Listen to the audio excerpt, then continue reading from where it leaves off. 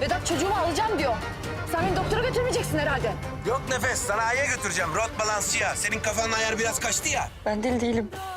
Bırakalım artık ilacı vermeyi. Kız deliriyor diyorum sana. Amacımız bu zaten Berra.